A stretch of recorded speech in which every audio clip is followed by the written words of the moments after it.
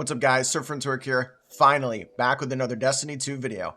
Today's video is going to be a Titan Arc build using an insurmountable skull fort and how to get Thunderclap over and over and over again to where you can never lose it, and if you do lose it, an easy way to get it back. So you're going to be punching your way through the entire game. The dim link will be down in the description below, and if this helps you out, be sure to leave a like on the video, consider subscribing for more Destiny content, and let's get into the build. Of course, we're going to be using the Striker subclass. I chose to use the super ability Thunder Crash, that way I can do some easy boss DPS. Then from there for the class ability, if you want, you can either use a Barricade. I chose to use the Thruster because I just enjoy the quick evade if an enemy is about to attack me. Then from there we're going to go pick the Strafe Lift because I believe it's the best move ability for the Titan. And then of course for the melee, the most important thing what this build is centered around, Thunderclap. There's two ways to use this melee. You can either hold it down if you're trying to get more damage out of it, or you can quickly press your powered up melee button. I would definitely recommend putting the keybind on one of your mouse settings because you're going to be clicking this over and over again. As for the arc grenades, I know that storm grenades have been nerfed. Pulse grenades, I believe, do 20% more damage, so I've kind of been messing around with those. The damage is pretty good, so that's what I'm going to recommend for that, but you can kind of choose whatever you want. Moving on to the aspects. First one I chose is going to be Touch of Thunder. Your flashbangs, pulse grenades, lightning grenades, storm grenades have an enhanced functionality. The one that we're going to be using is going to be the pulse grenade, though. It creates ionic traces periodically as it damages targets and increases the damage over time. So you're going to be doing a lot of damage while you're chucking these grenades, while you're also punching everything in sight. For the second aspect, we're going to be choosing Knockout. Critically wounding a target or breaking their shield infuses your melee attacks with arc energy and increasing your melee range and damage over time. Defeating targets with melee attacks starts health regeneration and makes you amplified. So while we're going to be punching everything, we're also going to be healing from this build as well. Going on down to the fragments now, the first one we're choosing is going to be Spark of Shock. Your arc grenades jolt targets. Minus 10 discipline on this, unfortunately, but you will be throwing grenades quite often, so it is kind of worth it.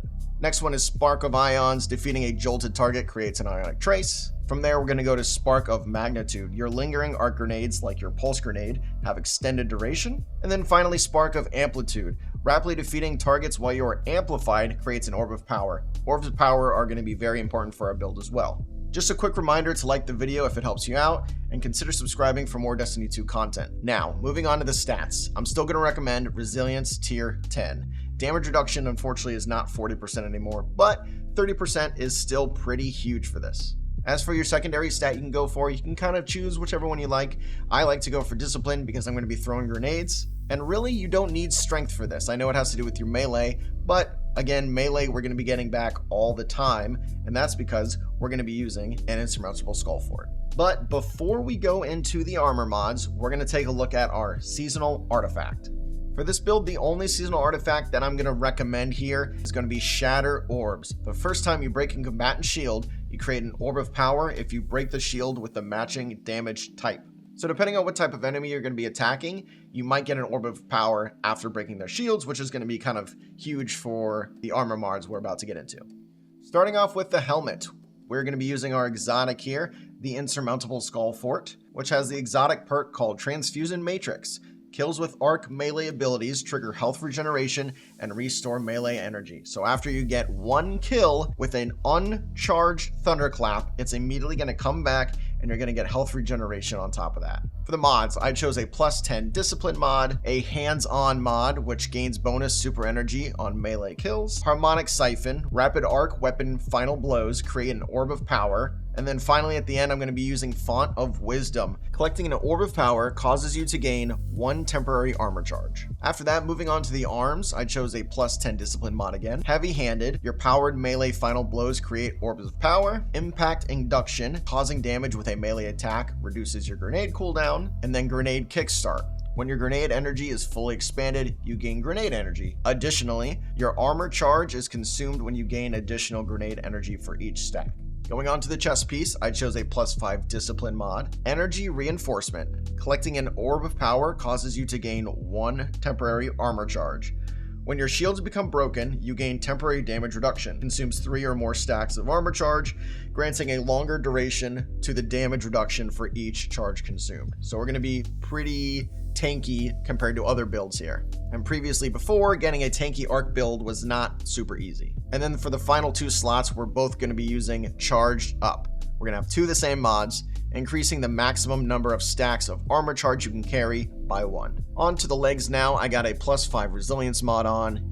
I got Absolution, which reduces all ability cooldowns each time you pick up an Orb of Power. I got Recuperation, replenishes health each time you pick up an Orb of Power. And then I got Stacks on Stacks, which is picking up an Orb of Power grants you 1 additional stack of armor charge. And then finally, onto the Titan mark, I got +10 Discipline, a Bomber mod, which reduces the grenade cooldown when using your class ability. Then I got Distribution, which reduces all ability cooldowns when using your class ability near targets. And then for the final one, I got 1-2 Finisher.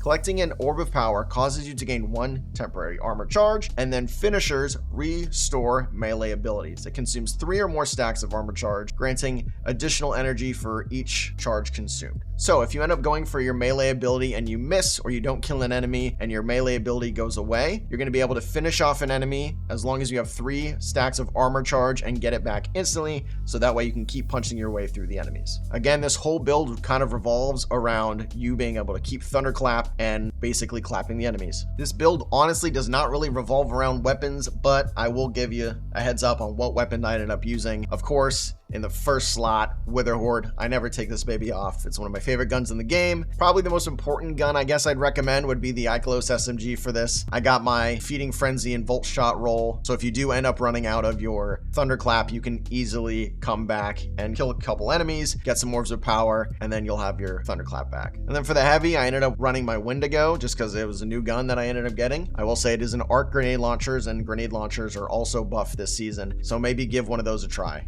But that's pretty much it for this video. I will say this class is super easy to use, super fun to use, and definitely want to keybind your powered melee button because you are going to be clicking the hell out of it. With Insurmountable Skull Fort being able to heal you and grant you your melee back over and over and over and over again. For easy to medium to maybe even partially hard content, this build is going to be super fun, super easy to use. So go ahead and give it a try. The dim link is down in the description below. All you got to do is click on it. You click apply to your character and it's saved. So if this ends up helping you out, make sure you leave a like. It helps me out a ton. Consider subscribing to check out some of my Destiny 2 content that's going to be coming out here soon. And I hope to see you in the next one. Peace.